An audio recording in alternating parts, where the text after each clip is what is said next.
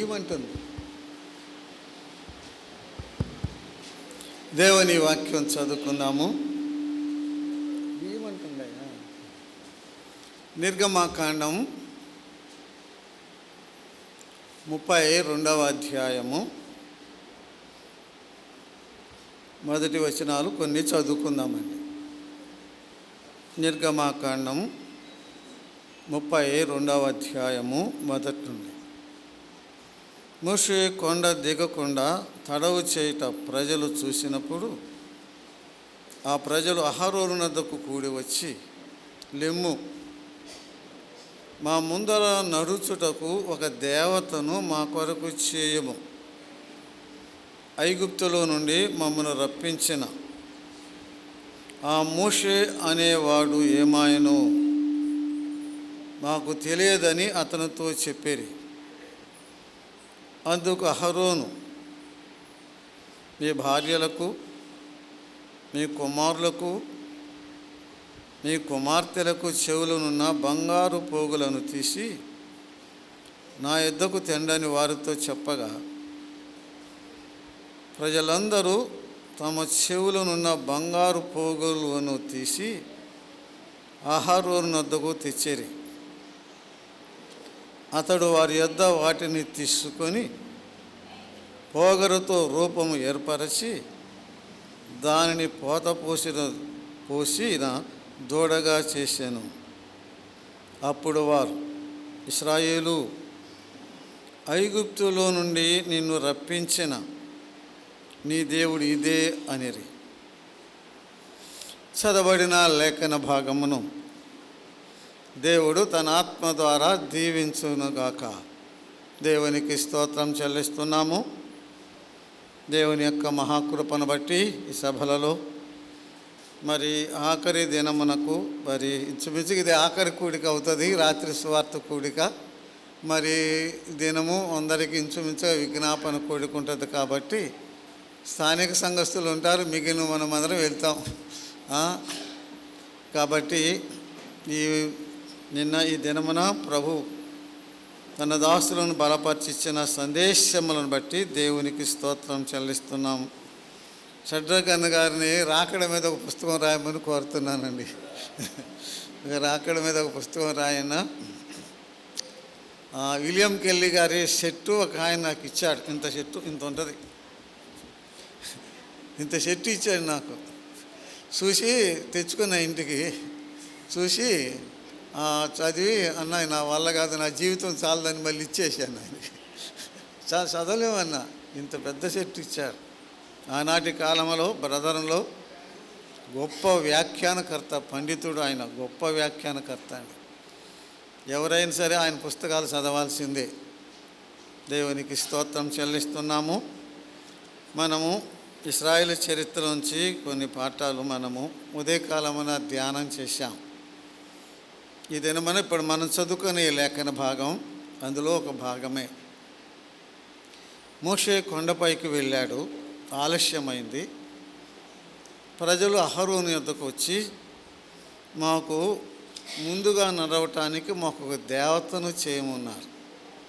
అప్పుడు అహరోను ఏమన్నాడు, మీ స్త్రీల యొద్ద, మీ భార్యల యొద్ద, కుమారుల యొద్ద, కుమార్తెల యొద్ద చెవులనున్న తమ్ముడు మరి ఎంతో మరి నేను చూస్తే అయ్యా వినిపిస్తుందా? అయ్యా మీకు వినిపిస్తుందన్నా?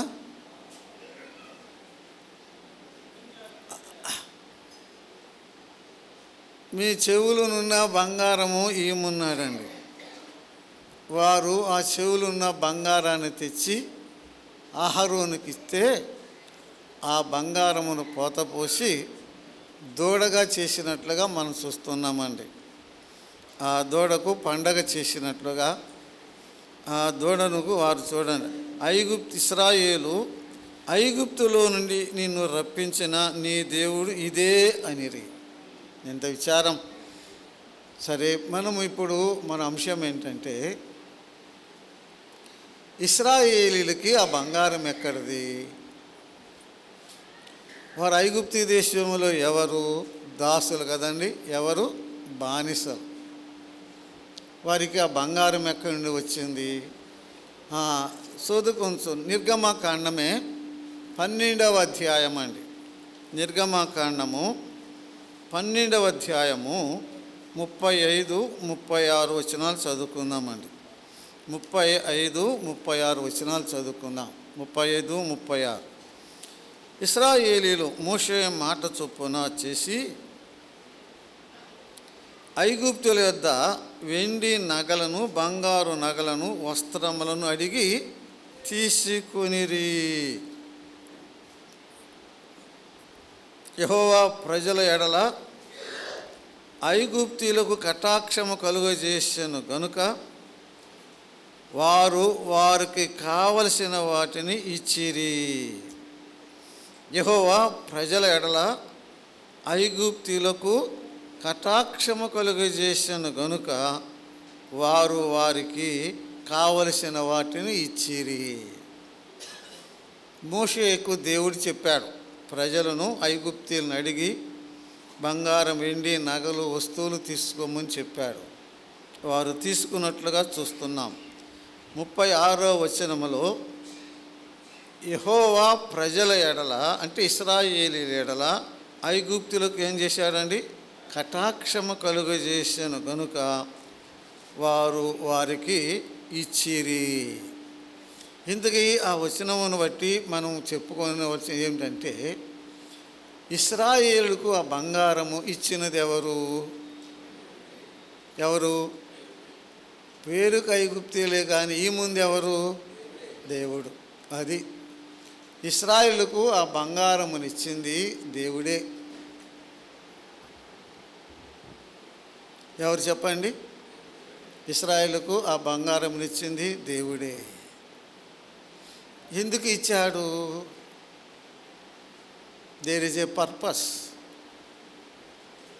దేవుడు వారికి బంగారమును ఐగుప్తీయుల చేత ఇప్పించాడంటే దాని వెనుక దేవుని యొక్క సంకల్పము, ఆయన ఉద్దేశం ఉన్నదన్నమాట. ఈ మాట మనమందరం మనసులో పెట్టుకోవాలి. నీకు నాకు కూడా దేవుడు ఏమైనా ఇచ్చాడంటే, ఇచ్చాడో లేకపోతే ఇప్పించాడో అనుకోండి, దాని వెనకాల ఏముంటుంది చెప్పండి? దాని వెనకాల దేవుని యొక్క ప్రణాళిక ఉంటుంది, దేవుని యొక్క ఉద్దేశం ఉంటుంది. ఇప్పుడు ఒక మాట చెప్పుకున్నాం, దేవుడు ఇశ్రాయేలీలకు ఏమి ఇచ్చాడు చెప్పండి? బంగారం ఇచ్చాడు. ఇప్పించాడులే, ఆయనే ఇచ్చాడు. దేవుడిచ్చిన ఆ బంగారాన్ని ఇశ్రాయేలీయులు ఏం చేశారు? ఇప్పుడు 32వ అధ్యాయానికి వచ్చినప్పుడు మీ చెవుల్లో ఉన్న పోగులు బంగారం అంతా ఇమ్మన్నాడు కదా. వారు ఇస్తే ఏం చేశారు? అహరోను ఏం చేశాడు? బంగారు దూడను చేశాడు, బొమ్మను చేశాడు, పండగ చేసుకున్నారు. దేవుడిచ్చిన ఆ బంగారాన్ని ఇశ్రాయేలు దేనికి వాడారు? ఆ మాట చెప్పండి, దేనికి వాడారు? ఏందమ్మా, అర్థమయ్యే మాటే కదా అమ్మా. దేనికి వాడారు అమ్మా? వినపాల నాకు నిజంగా, నేను తప్పేం లేదు, చెప్పండి. దేనికి? ఇచ్చిన బంగారాన్ని దూడకు వాడారు. దేనికి వాడారు చెప్పండి? దూడకు వాడారు. వాస్తవంగా దేవుడిచ్చిన బంగారాన్ని ఎవరికి వాడాలి? ఆ మాటలోనే ఉంది. దేవుడిచ్చిన బంగారాన్ని ఎవరికి వాడాలి? దేవునికే వాడాలి. కానీ వారు ఏం చేశారు? దాన్ని దూడకు వాడారు, దుర్వినియోగం చేశారన్నమాట. అది నేను చెప్పాలనుకుంది. ఇశ్రాయేలుకు దేవుడిచ్చిన ఆ బంగారాన్ని దేవుని ప్రజలని ఇశ్రాయేలీయులు దుర్వినియోగం చేశారు, దూడకు వాడారు. నిర్గమకాండమే 35వ అధ్యాయం చదువుకుందామండి.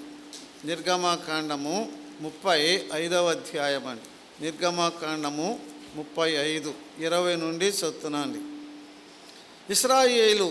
ఇశ్రాయేలుల సమాజమంతయు మోషే ఎదుటి నుండి వెళ్ళిపోయాను. లేకపోతే 4 నుండి చదువుకున్నాము, చదవండి. వద్దులే, మీరు ఇంటికి పోయి చదువుకోండి.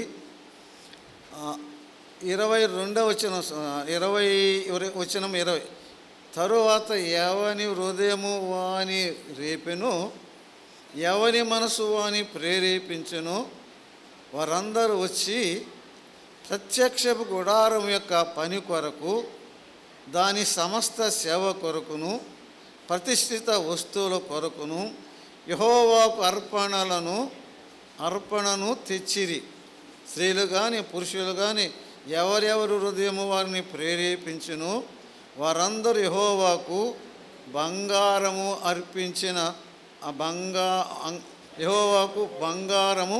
అర్పించిన ప్రతివాడును ముక్కరలను, పోగులను, ఉంగరములను, తాళములను, సమస్తమైన బంగారు వస్తువులను తెచ్చిరి. ఇప్పుడు మనకు అర్థమైపోయిందండి, దేవుడు ఇశ్రాయేలులకు ఐగుప్తుల చేత బంగారం ఎందుకు ఇప్పించాడు? ఇప్పుడు మనం చదువుకున్నాం కదా, దేవుని సంకల్పంలో, దేవుని ప్రణాళికలో ఒకటి ఉన్నది. ఏంటి? ప్రత్యక్ష గుడారము. ఆయన మోషే ద్వారా ప్రత్యక్ష గుడారం నిర్మాణం చేయవలసి ఉన్నది. ఆ ప్రత్యక్ష గుడారానికి ఎన్నో వస్తువులు కావాలి. ఆ ప్రత్యక్ష గుడారానికి వెండి బంగారం కావాలి, ఇంకో ఎన్నో కావాలి. అవన్నీ చదువుకోండి. ఇప్పుడు మోషే పాలెములో సాటింపు చేయించాడనమాట. సాటింపు వేయించాడు. దేవునికి ప్రత్యక్ష గుడారం నిర్మాణం చేస్తున్నాము, ఇశ్రాయేలీయులారా, మీ వద్ద ఉన్నది మీ హృదయపూర్వకంగా ప్రేరేపణ కొలది మీరు తెచ్చి దేవుని మందిర నిర్మాణం కొరకు ఇవ్వండి అని చెప్పినప్పుడు వారు ఇక్కడ ప్రత్యేకంగా మనం చెప్పుకున్నాం, వెండి బంగారు వస్తువులు అన్నీ ఏం చేశారు? తెచ్చి ఇచ్చారు. దేనికి ఇచ్చారు? దేవుని మందిరం నిర్మాణం కొరకు ఇచ్చారండి. దేవుని మందిరం నిర్మాణం కొరకు ఇచ్చారండి. ఈ యొక్క 2 వచనాలు 3 వచనాలు చదువుకున్నప్పుడు దేవుడు ఇశ్రాయేలుకు ఆ బంగారమును ఎందుకు ఇప్పించాడో, వారికి ఎందుకు ఇచ్చాడో ఒకటి స్పష్టంగా అర్థమవుతుంది మనకి. ఇప్పుడు ఆయన ఆ తరువాత కాలంలో ప్రత్యక్ష గుడారం నిర్మాణం చేయించబోతున్నాడు, లేక దేవుని మందిరం నిర్మాణం జరగబోతుంది. దానికి బంగారం ఎన్ని వస్తువులన్నీ కావాలి కాబట్టి ఆ బానిసలుగా ఉన్న ఇశ్రాయేలులకు ఐగుప్తుల ద్వారా అవన్నీ ఏం చేశాడండి? ఇప్పించాడు. ఆ సాటింపు వేశాడండి. సాటింపు వేశారు. చెత్తి ఇస్తూ ఉన్నారు. ఎంత అంటే ఇక అంత తెచ్చి ఇస్తూ ఉన్నారు. ఎంత అంటే, అయ్యా మోషే, అయ్యా ఇప్పటికే చాలా తెచ్చి ఇచ్చారు, చాలా ఇచ్చారు, ఇంకెక్కువే ఇచ్చారు అన్నప్పుడు మరలా సాటింపు వేయించాడు మోషే. ఇక వద్దు అని ఏం చేశాడు? సాటింపు వేయించాడు. ఎంతవరకు తెచ్చారు చెప్పండి? ఎంతవరకు ఇచ్చారు? చాలు, ఇక వద్దు అన్నంత వరకు తెచ్చి ఇచ్చారు దేవుని మందిర నిర్మాణం కొరకు.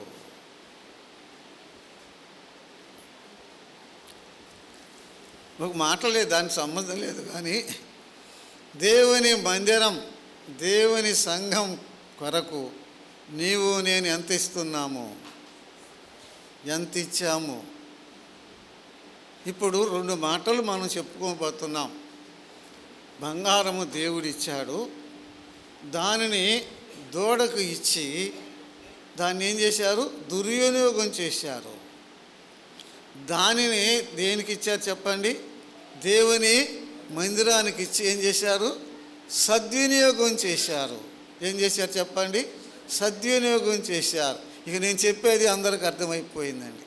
అర్థమైపోవాలని దేవుడు మనకిచ్చిన దానిని మనము ఏదైనా చేయగలం. ఈ రెండిట్లో ఏంటి చెప్పండి? దుర్యోగం అన్నా చేయగలము, సద్వినియోగమైన చేయగలం. ఇశ్రాయేలు దుర్వినియోగం చేశారు కాదు. ఆ తర్వాత ఏం చేశారు? సద్వినియోగం చేశారు. ఇశ్రాయేలు దేవుడిచ్చిన బంగారాన్ని దుర్వినియోగం చేస్తే వారి మీదకి ఏమొచ్చిందండి? దేవుని కోపం, దేవుని శాపం, దేవుని శిక్ష వచ్చింది.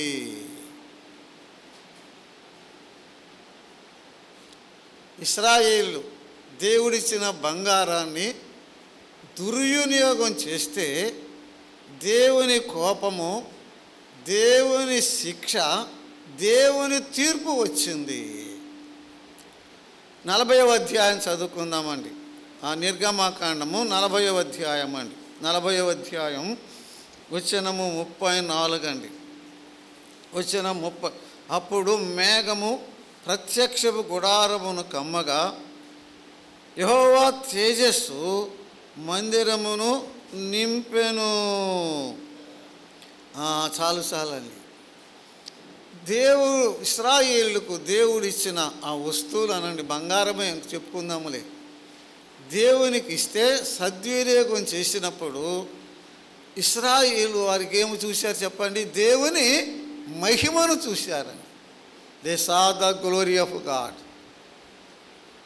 ఇంతే. ఇక అంతసేపు చెప్పినా, ఇక ఎన్ని చెప్పినా, ప్రార్థన చేసుకున్నా సరిపోతుందండి. దేవుడు ఇచ్చిన దానిని దుర్వినియోగం చేశారు, చెడ్డదానికి వాడారు. దేవుని శిక్ష, తీర్పు వారి మీదకి వచ్చింది. దేవుడిచ్చిన దాన్ని సద్వినియోగం చేశారు, దేవునికి ఇచ్చారు. వారు ఏం చూశారు చెప్పండి? దేవుని మహిమను చూశారు. ఈనాడు కూడా విశ్వాసి దేవుడు ఇచ్చిన వాటిని దుర్వినియోగం చేస్తున్నావా, సద్వినియోగం చేస్తున్నావా? దుర్వినియోగం చేస్తే ఏమొస్తుంది? ఆ మాట మనసులో పెట్టుకో చాలు. ఏమొస్తుంది చెప్పండి? వారికి ఏమొచ్చింది? దుర్వినియోగం చేస్తే శిక్ష వచ్చింది. ఈనాడు విశ్వాసులమైన మనకు కూడా దేవుడిచ్చిన వాటిని దుర్వినియోగం చేస్తే మన మీద కూడా ఏమొస్తుంది? శిక్ష వస్తుంది. అదే దేవుడిచ్చిన దాన్ని సద్వినియోగం చేస్తే మనం ఏం చూస్తాం? మన కనులారా మన తరములోనే దేవుని మహిమను చూస్తామండి. అయితే ఒక మాట చెప్పాలని ఉంది, ప్రసంగానికి సంబంధం లేదు. కానీ ఆ ఇశ్రాయేలు సాలినంతా వద్దన్నంత తెచ్చారు. అది ఎవరి దగ్గర ఉంది? ఎవరికి ఇచ్చారు? మోషేకి ఇచ్చారు. ఎవరి దగ్గర ఉంది చెప్పండి? అదంతా మోషేకి ఇచ్చారు. మోషేను గురించి దేవుడిచ్చిన సాక్ష్యం ఏంటి? మోషే నా ఇల్లంతటిలో నమ్మకమైన వాడు. మోషే నా ఇల్లంతటిలో నమ్మకమైన వాడు. ఎక్కడ రుజువు? ఎలా రుజువు అండి? అంత మనుగులు ఎంతో బంగారం వెండి తెచ్చి మోషేకి ఇస్తే, అదంతా ఇస్తే మోషేను గురించి దేవుడు చెప్పిన మాట ఏంటి? నా ఇల్లంతటిలో నమ్మకమైన వాడు. దేవుని ప్రజలు ఇచ్చిన ఆ సొమ్ము, ఆ బంగారాన్ని మోషే ఎలా వాడాడు చెప్పండి? ఆ మాటలోనే ఉండదు, ఇంకేమక్కల. నా ఇల్లంతటిలో ఎలా వాడాడు చెప్పండి? నమ్మకంగా వాడాడు. కాబట్టి నమ్మకమైన వాడు అన్నాడండి. ఇంత ఇంత ఇంత బంగారం కూడా తీసుకోలేదు కాబోలు కదండి. ఇంత చెమతలకాయంత కూడా తీసుకోలేదు కాబోదు. ఎందుకు ఈ మాటలు మనం ఇప్పుడు ధ్యానం చేసుకుంటున్నాం? దేవుడిచ్చిన సొమ్ము ఏం చేస్తున్నావు నువ్వు? నమ్మకమైన వాడు అనే సాక్ష్యం ఉన్నదా? ఇల్లంతటిలో అన్నాడు, ప్రతి విషయంలో అన్నిటిలో చూస్తే నమ్మకమైన వాడు అనే సాక్ష్యం. ముందు మనం కొంత ధ్యానం చేయబోతున్నాం. ఆనాడు వారికి ఇశ్రాయేలుకు వెండి, బంగారు వస్తువులు, వస్త్రాలు అన్నీ ఇచ్చాడులేండి. మరి ఈనాడు మనకేమిచ్చాడు దేవుడు? దేవుడిచ్చిన వాటిని మనము ఏం చేయాలి, ఏం చేస్తున్నాము? అది కొద్దిగా పావు గంటలో మనం ధ్యానం చేసుకుందామండి. ఆనాడు వారికి వెండి బంగారాలు ఎన్నో ఇచ్చాడు కదా, వాటిని దుర్వినియోగం చేశారు, శిక్షకు పాత్రలయ్యారు. దేవునికి ఇచ్చి సద్వినియోగం చేశారు, దేవుని మహిమను చూశారు. ఈనాడు కూడా దేవుడు నీకు నాకు ఇచ్చిన వాటిని సద్వినియోగమో దుర్వినియోగమో ఏమిచ్చాడు మనకి వరకు చెప్పుకుందాం. He gave us the time, He gave us the talents, He gave us the children, He gave us the money, He gave us the jobs, He gave the bodies, He gave the Bible. వరకు అట్లా చెప్పుకుందాం, ఇంకెన్నో ఉంటాయి, కొద్దిగా అండి. He gave us ఏం చేశాడు? జీవితాన్ని ఇచ్చాడు. టైం అంటే ఇంగ్లీష్లో అటు లైఫ్ అంటాం, అటు ఇది కన్ఫ్యూజ్ అయింది కాబట్టి ఇంగ్లీష్లో టైం అంటే సమయాన్ని ఇచ్చాడు, అంటే జీవితాన్ని ఇచ్చాడు, కాలాన్ని ఇచ్చాడు. దేవుడు మనకి ఒక జీవితాన్ని ఇచ్చాడు.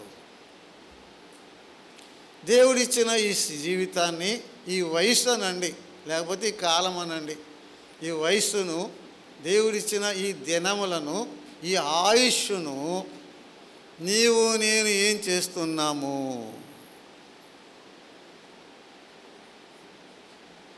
అది లెక్కేసుకోవాలి. దేవుడు నీకు నాకేమిచ్చాడు చెప్పండి? ఆయుష్ ఇచ్చాడు. దేవుడిచ్చిన ఆయుష్ను నీవు నేను ఏం చేస్తున్నాం? ఏదో ఒకటి చెయ్యగలం. ఏదో ఒకటి చెప్పండి, ఏంటి? దుర్వినియోగమో సద్వినియోగమో. మరి దేవుడిచ్చిన ఆయుష్ను దుర్వినియోగం చేస్తున్నావా, సద్వినియోగం చేస్తున్నావా? కీర్తన గ్రంథంలో నుండి ఒక వచనం చదువుకుందామండి. 90వ కీర్తన వచనము 12 అండి. 90 కీర్తన 90 వచనము 12. 90వ కీర్తన వచనము 12 అండి. మాకు జ్ఞాన హృదయము, మా దినములు, దేవా మాకు జ్ఞాన హృదయము దయచేయ్యా, మా దినములు లెక్కించటం మాకు నేర్పు. ఎందుకు?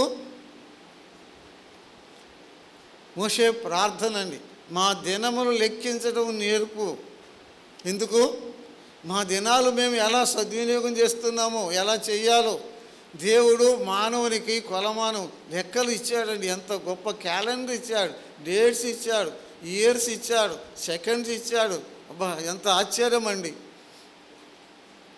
మా దినములు లెక్కించడం మాకు నేర్పు. ఎందుకు? ఇన్ని దినాలు ఎందుకు ఇచ్చాడు? ఈ ఆయుష్ ఎందుకు ఇచ్చాడు?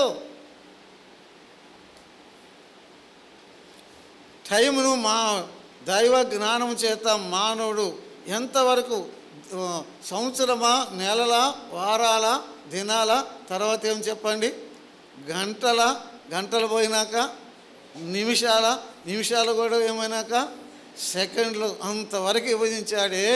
ఎందుకు? సద్వినియోగం చేసుకోవాలి. ఒకే మాట అందరికీ అర్థమయ్యేది, దేవుడిచ్చిన ఆయుష్ను నువ్వేం చేస్తున్నావు? ఎఫెసీయులకు రాసిన పత్రిక 5వ అధ్యాయము 15 వచనమండి. 5:15 అండి. దినములు చెడ్డవి గనుక సమయమును పోనీయక సద్వినియోగం చేసుకో. ఎంత చక్కగా ఉన్నదండి దేవుని మాట.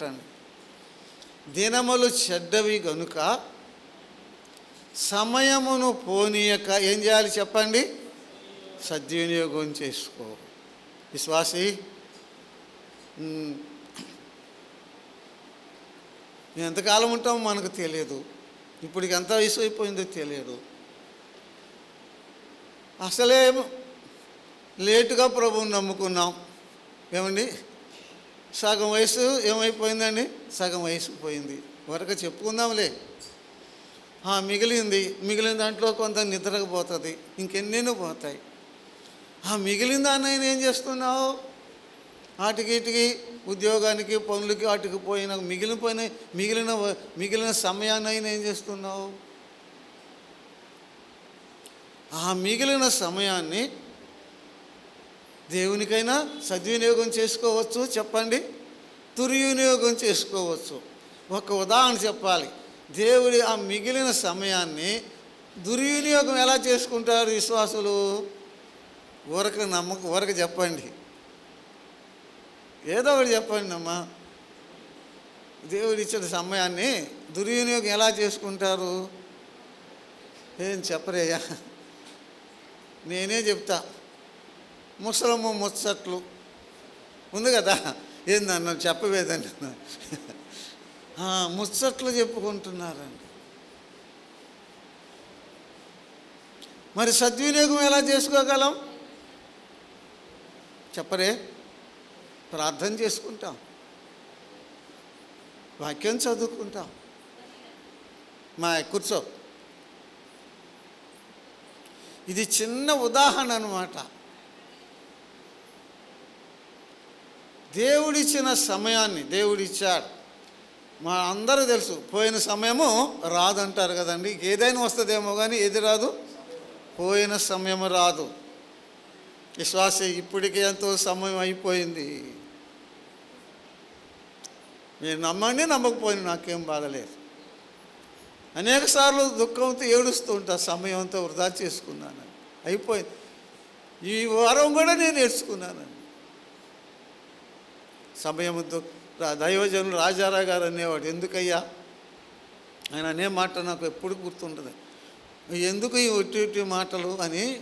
కూరకు రావు కూరాకుకు రావు అన్నాడండి. ఏమన్నాడు? కూరకి రాని కూరాకు రాని ఎందుకు ఈ మాటలు అన్నాడండి. ఎందుకయ్యా అన్నాడు, నన్నే అన్నాడండి. నేను నష్టపోయా, మీరు నష్టపోవద్దు. యవన బిడ్డలారా, మీరు నష్టపోవద్దు. దేవుడిచ్చిన సమయాన్ని, ఆయుష్ను దేవుని మహిమ కొరకు వాడుదాం. ప్రార్థన చేసుకో, బైబిల్ చదువుకో, పరిశుద్ధులతో సహవాసం చేసుకో. ఇంకా అనేక రూపాల్లో దేవుడిచ్చిన సమయాన్ని, దినములు చెడ్డవన్నాడు కదండి. 2000 సంవత్సరాల నాడే చెడ్డవండి. ఇప్పుడండి ఇంకా ఘోరముగా, ఇంకా ఘోరాతి ఘోరమైన చెడ్డ దినాలండి. టీవీలతో సమయం, సెల్లతో సమయం పోతుంది. చాలా వేస్ట్ అయిపోయిందండి. నాకు అసలు సెల్ ఆపరేషన్ చేయడం తెలీదు, కానీ ఒక్కోసారి చూస్తే మా వాడు లాక్కుని వెళ్తున్నాడు, నాకు బుద్ధి చెప్తున్నాడు అన్నమాట. ఇక చూస్తా ఉంటా. ఇది పోయినాక ఇంకా ఇది పోయినాక ఏంటా ఇది అన్నట్టుగా ఉంటుందండి. చూస్తే అప్పటిగా 2 గంటలు అయిపోతుంది. వేస్ట్. ప్రభువా, నిజంగా నేను చెప్తున్నా, 100 సార్లు చేసుకుని ఉంటాయి. ఇప్పుడు చెప్పకూడదు, మీకు చెప్తున్నానండి. అయ్యా ఇక్కడి నుంచి చూడండి అంట, మళ్ళీ 2 రోజులు పోయిన కట్టాని అయిపోయిందండి నా పని. నేను ఎందుకు చెప్తున్నాను? దేవుడు ఆయుష్ ఇచ్చాడు, వయసు ఇచ్చాడు, ఈ జీవితాన్ని ఇచ్చాడు. దుర్వినియోగం చేసుకోవద్దు విశ్వాసే. యవన బిడ్డలారా, దుర్వినియోగం చేసుకోవచ్చు, వద్దు, సద్వినియోగం చేసుకుందాం. ఒక పాట కూడా ఉంది కదా, చూపంతా పోయాక అని ఉంది కదండి.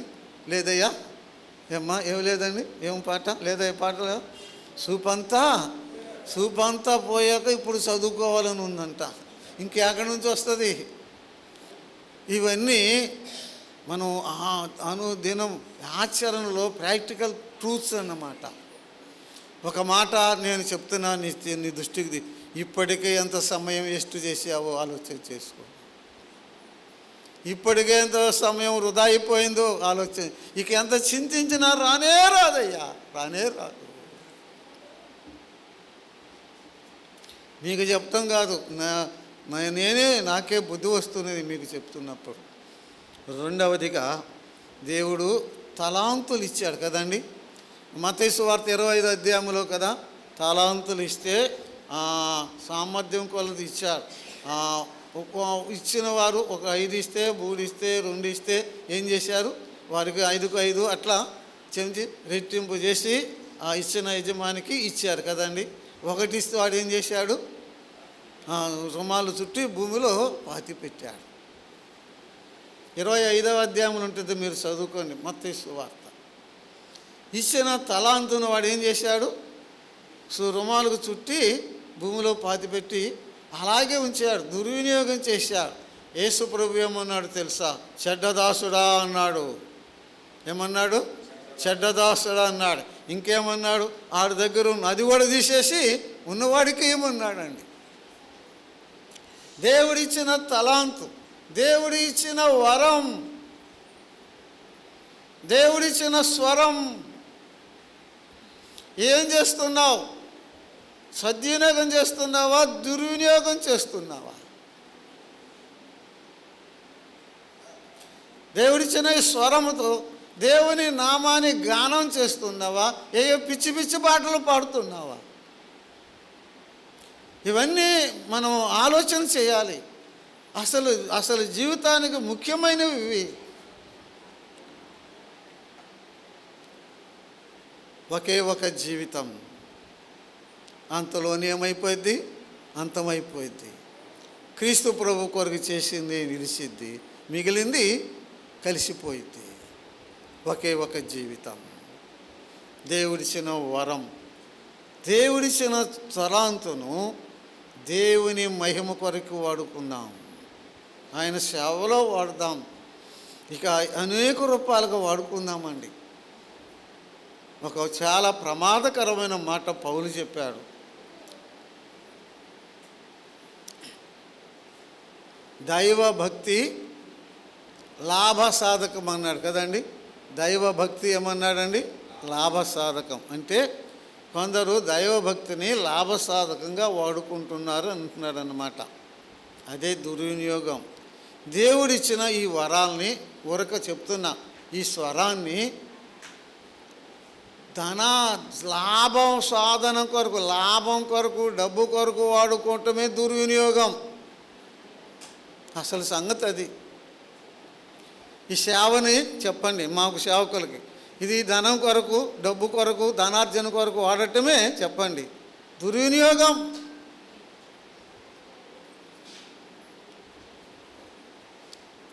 మూడవది, దేవుడిచ్చిన డబ్బు, దేవుడిచ్చిన ధనాన్ని మనం ఏం చేస్తున్నాం?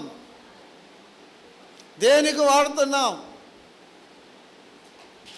దైవ కార్యాలకి ఎంత వాడుతున్నాం? సొంత కార్యాలకి ఎంత వాడుతున్నాం? అసలు వేస్ట్గా ఎంత వాడుతున్నాం? ఈ ధనమే, వాళ్ళకి బంగారం ఇచ్చింది ఎవరు? దేవుడు. నీకు డబ్బు ఇచ్చింది ఎవరు? ఇది దేవుడు ఇచ్చాడని ఎప్పుడైనా నువ్వు అనుకున్నావా? నీ మనసులో ఎప్పుడైనా ఆలోచన చేసావా? దేవుడిచ్చిన ధనాన్ని మరి ఏం చేస్తున్నావు? ఎలా వాడుకుంటున్నావు? దుర్వినియోగం చేస్తే దేవుని శిక్ష, సద్వినియోగం చేస్తే దేవుని మహిమ చూస్తావు. జాన్ వెస్లీ గారు రాశాడండి, నేను చదివాను పుస్తకం. ఆయన పుస్తకం ఆయన రాసిన బుక్లోనే చదువుకున్నా. ఆయన రాస్తాడు, నా దగ్గర లేదు ఆ బుక్, ఓటీ జేమ్స్ గారి దగ్గర ఉందన్నమాట. నీతిగా నువ్వు ఎంత సంపాదించాలో అంత సంపాదించమన్నాడండి. ఎట్లా? ఆ మాట వాడాడు ఆయన. నీతిగా ఎంత సంపాదించాలో అంత సంపాదించు. నీ సొంతానికి, నీ ఇంటికి ఎంత తక్కువ ఖర్చు చేయగలవో అంత తక్కువ ఖర్చు చేయి. సొంతానికి, ఇంటికి ఎంత ఎంత ఎంత తక్కువ ఖర్చు చేస్తావో అంత తక్కువ ఖర్చు చేయి. మిగిలిందంతా దేవునికి, దేవుని సేవకి. మిగిలిందంతా దేవునికి, దేవుని సేవకి. మనం దేవునికి, దేవుని సేవకి ఎప్పుడు ఇస్తున్నాం? ఏమి ఇస్తున్నాం చెప్పరండి? అంతా వాడుకుని చెప్పండి. ఇక చివరిలో ఉన్నది ఇస్తున్నాం. కాదు. 3 చెప్పాడు, 3 ప్రిన్సిపల్స్. నీతిగా ఎంత సంపాదించాలో అంత సంపాదించుకో. ఎంత కనీసం ఎంత తక్కువగా నీ సొంతానికి ఇంటికి వాడుకుంటావు అంత సొంతగా ఇంటికి వాడుకో. మిగిలిందంతా చెప్పండి దేవునికి, దేవుని సేవకు ఇచ్చారు వాళ్ళు. ఆయన ఇచ్చేవారు చెప్తున్నారండి. భక్తులంతా ఇచ్చేలా చెప్పారండి. త్యాగాలు చేశారు, ఆస్తులు అర్పించారు. ఎందరో ఉన్నదంతా మన సహవాసములో ప్రసిద్ధి చెందిన ఆయన ఉన్నాడు, ఆర్సి చాప్మన్ అని ఆయన. ఆర్సి చాప్మన్ ఫేమస్ క్రికెటర్ అంట, పెద్ద ధనవంతుడు. అంతా ప్రభుకి ఇచ్చేశాడు. లండన్ పట్టణంలో ఒక మారుమూలలో ఒక బీదలు ఉండే ఇంటిలో, ఆ బీదలు ఉండే కాలనీలో ఉండి చిన్న ఇంటిలో ఉన్నాడు. చాలా మినిమం జీవితం జీవించాడు. ఆయన మ్యాన్ ఆఫ్ లవ్ అంటారండి. ఆస్ట్రేలియా నుంచి ఒక ఉత్తరం వేశారంట ఆయనకి. RC Chapman university of love London అన్నారంట. అంతే. RC Chapman university of love London అని రాశాడంట ఆస్ట్రేలియా. అది వచ్చి నేరుగా ఆ వీధిలోకి పోయి ఆయన ఇంటికి పోయిందంట. ఆస్తులు అమ్మి వేసుకున్నారు.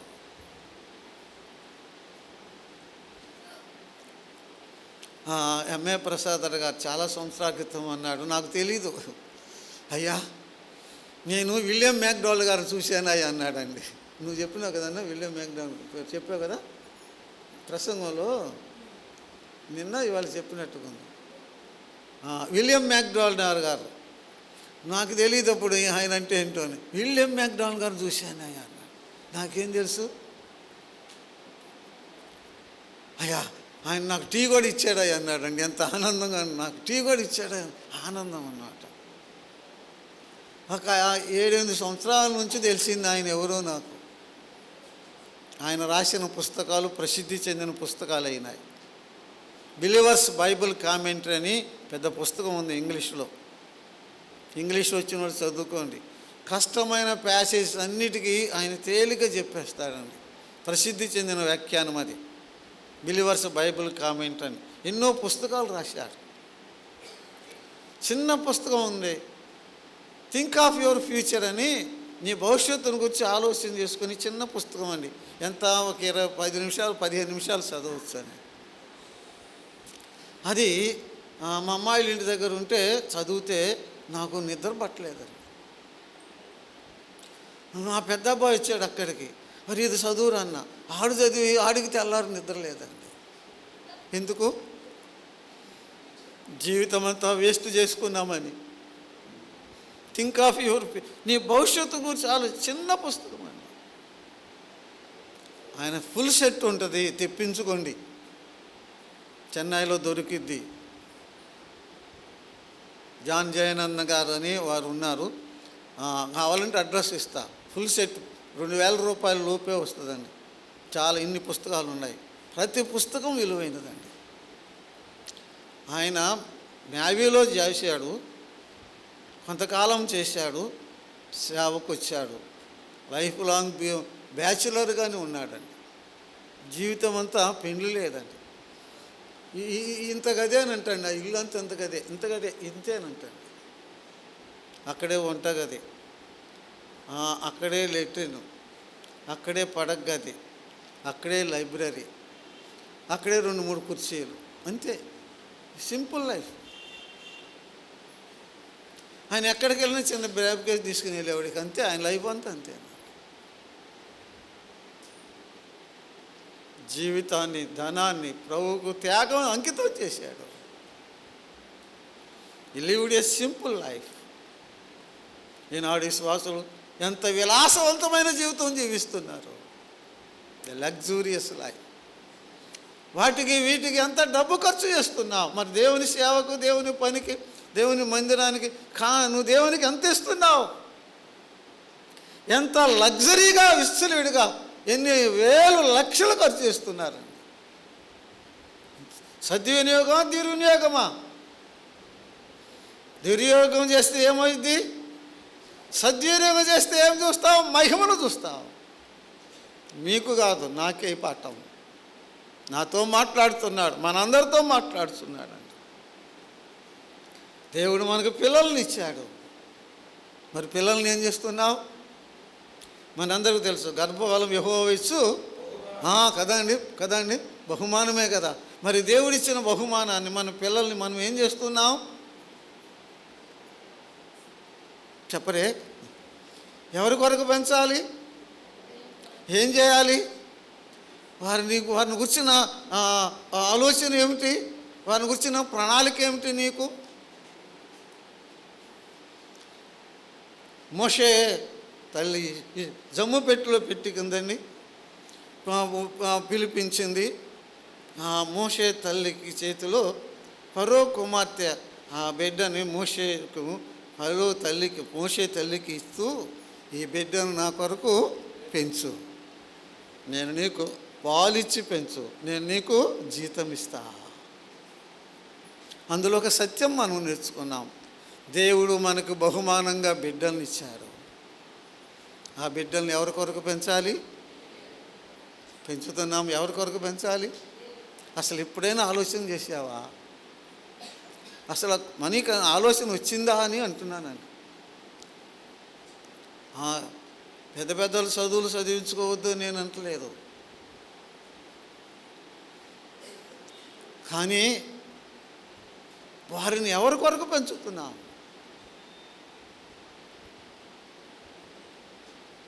బిడ్డల్ని ఇచ్చింది ఎవరు? వారిని ఎవరి కొరకు పెంచాలి? ఎవరి కొరకు పెంచుతున్నాం? ఒక మాట చెప్తున్నానండి. ఒక సహోదరి ఇంటికి వెళ్ళాడంటండి ఒక సేవకుడు. అమ్మ నీకు ఎంతమంది పిల్లలు అంటే, నాకు 4 పిల్లలు అందంటండి. 4 కొడుకులు కూతురు అందంటండి. పెద్ద అబ్బాయి ఏం చేస్తున్నాడంటే, పెద్ద అబ్బాయి పెద్ద ఆఫీసర్ ఉద్యోగం చేస్తున్నాడా అందంటండి. రెండో అబ్బాయి డాక్టర్ కోర్స్ చదువుతున్నాడు అందంటండి. అమ్మాయి కూడా డాక్టర్ కోర్స్ చదువుతున్నాను. మరి ఇంకెవరెన్నికి ఒక అబ్బాయి ఉన్నాడంటండి. వాడిని ఏం చేద్దాం అనుకుంటున్నావు అందంట. వాడిని సేవకి ఇద్దాం అనుకున్నాను అందంట. ఏముంది? ఆ అబ్బాయి ఏం చదువుతున్నాడమ్మా అన్నాడంట. 10వ తరగతి 10 సార్లు తప్పాడు అందంటండి. అమ్మా ఎవరిని సేవకి ఇద్దాం అనుకుంది చెప్పరే? 10వ తరగతి 10 సార్లు, 10 అనేది నేను చమత్కారంగా అన్నాలే, 10వ తరగతి పాస్ తప్పినోడేమో సేవకి ఇస్తారంట, పెద్ద చదువుకునేవాడినో ఆఫీసర్ చేస్తుందంట. మానవ బలహీనతలు మనం తెలియకుండా చేసుకుని దాటిపోతున్నాం. ఇశ్రాయేలు చరిత్రలో యుగాంతమందునకు మనకి బుద్ధి కలగటానికి ఇవన్నీ రాయబడ్డాయి. దేవుడిచ్చిన వాటిని మనం ఏం చేస్తున్నాం? దేవుడి దేహాన్ని ఇచ్చాడు. ఈ దేహాన్ని ఇచ్చాడు. దేహాన్ని ఏం చేస్తున్నావు? నీ దేహము దేవుని వల్ల మీకు అనుగ్రహింపబడి నీలో ఉన్న దేవుని ఆత్మకు ఆలయమై ఉన్నదని మీరు ఎరుగరా?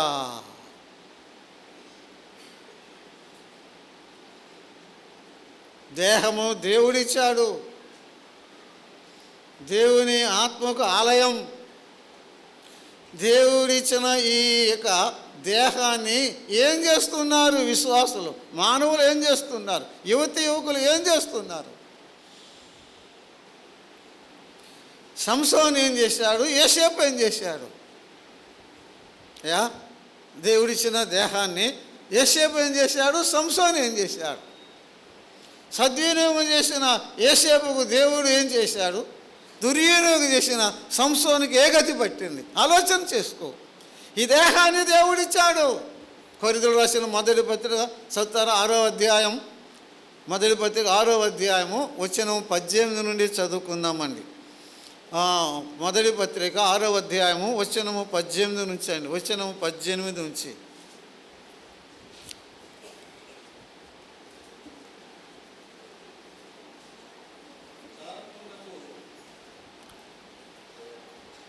చదువయ్య. జారత్వమునకు దూరంగా పారిపోవుడి.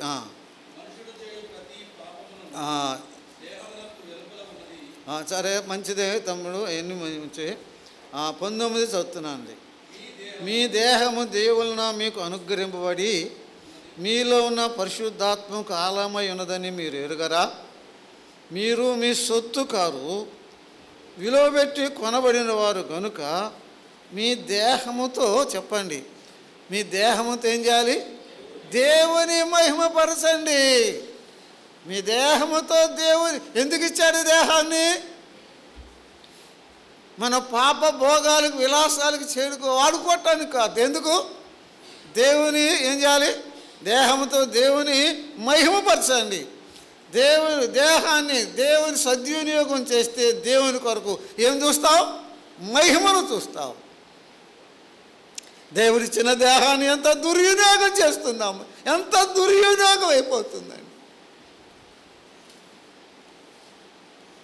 దేవుడు మనకేమిచ్చాడు? గ్రంథాన్ని ఇచ్చాడు, వాక్యాన్ని కదా. గ్రంథాన్ని ఇచ్చాడు, దేవుని వాక్యాన్ని ఇచ్చాడు. ఏం చేస్తున్నాం? అలా ప్రశ్న వేసుకో, సరిపోయింది. ప్రార్థన చేసుకుందాం. గ్రంథాన్ని ఇచ్చాడు, ఏం చేయాలి? ఇక అది ఒక అంశమే. నా కుమారుడు తిమోతి, నేను వచ్చే వరకు చదువుతూ ఉండమన్నాడు.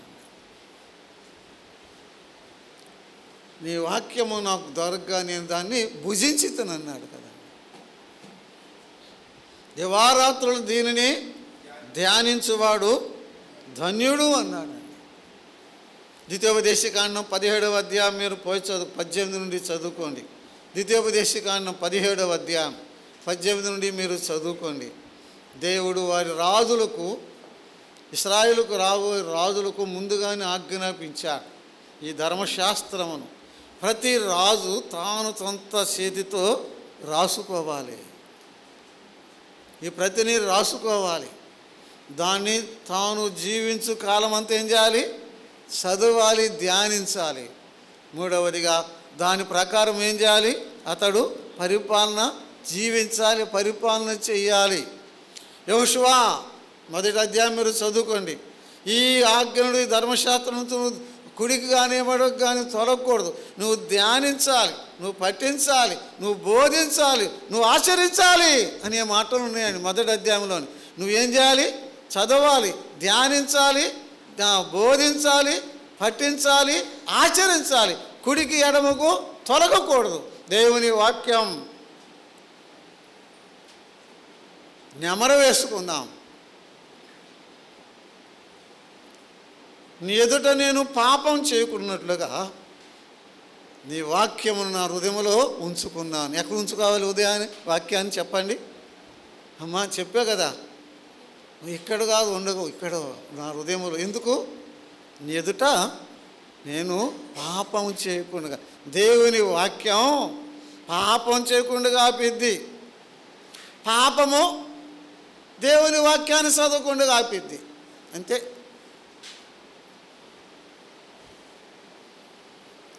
ప్రార్థన చేసుకుందామండి. దినములు చెడ్డవి కనుక సమయమును పోనీయక సద్వినియోగం చేసుకుందాం. మహిమగల మా తండ్రి, నీ పాదములకు వందనములు, స్తోత్రములు చెల్లిస్తున్నాం. ఆనాడు ఇశ్రాయేలులకు, ఆ బానిసలకు నాయన నువ్వే బంగారం, వెండి ఇచ్చావు, ఇచ్చావు. నువ్వు ఇచ్చిన దాన్ని వారు దుర్వినియోగం చేసి నీ కోపానికి గురి అయ్యారు. ఆ తరువాత వారు తెలుసుకున్నారు, నువ్వు ఇచ్చిన దాన్ని నీ మందిరానికి నీకే ఇచ్చారు. దేవుని మహిమను చూశారు.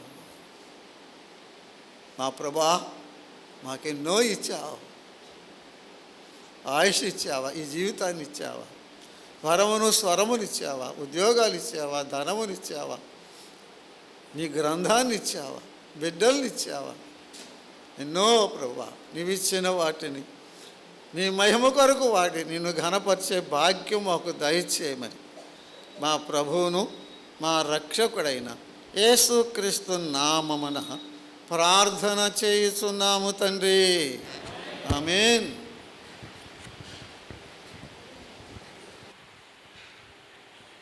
తన దాసుని బలపరిచి